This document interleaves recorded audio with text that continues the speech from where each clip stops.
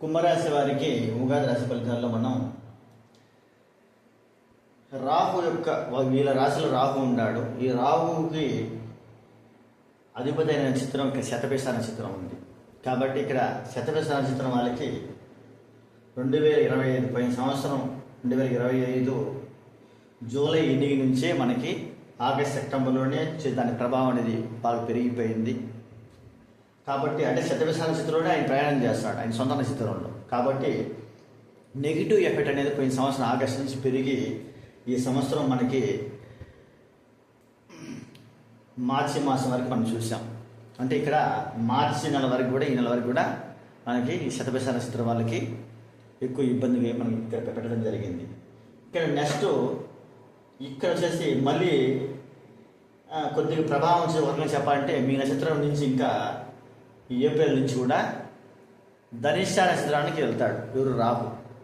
కాబట్టి ఇక్కడ ఫిబ్రవరి నెల నుంచే మనకి ఈ ధనిష్ట వాళ్ళకి ప్రభావం అనేది పెరుగుతూ వస్తూ ఉంది. ధనిష్ట నక్షత్రంలో ఎవరైతే పుట్టారో 3-4 పాదాల్లో వాళ్ళకి ఇప్పుడు పెరుగుతూ వస్తూ ఉంది. అంటే 3-4 పాదాల్లో మీకు వచ్చేసి అంటే ఇక్కడ రాహు వస్తాడంటే మీకు ఎవరు వస్తాడంటే ఇక్కడ శత్రువు వస్తాడంటే లెక్క.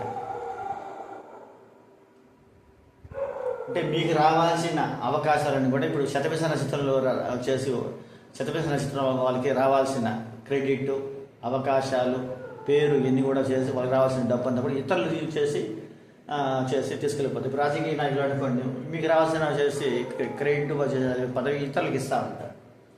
కాబట్టి ఒక రకంగా చెప్పాలంటే రాహు శతభిష నక్షత్రానికి రాహు వచ్చేసి మారిక వచ్చేసి మీకు వచ్చేది ధనుసు నక్షత్రంలోకి వచ్చినప్పటికి కూడా రాహు ఆ రాశిలోనే ఉంటాడు. కాబట్టి శతభిష నక్షత్రంలో కొద్దిగా ప్రభావం అయితే ఒక రకంగా చెప్పాలంటే ఉంటుంది.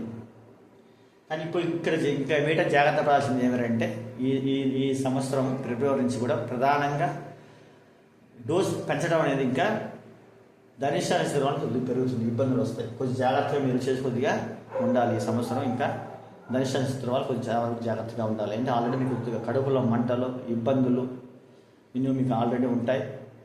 అంటే లేని ఫోన్ ఇతరులు మీ పైన చెప్పడం అంటే కలగములు అంటారు దీన్ని. కాబట్టి ఇవన్నీ కూడా మనకి చూపిస్తూ ఉంటాయి. కాబట్టి కొద్దిగా టెన్షన్ పడడం, కోపంగా మీరు చేసి మాట్లాడడము ఇవన్నీ కూడా మనకి చూపిస్తూ ఉంటాయి. కొందరు బీపీ ఉంటే కొంచెం చూసుకోవాల్సింది వస్తుంది. కానీ కొద్దిగా ఓపికగా ఉండండి.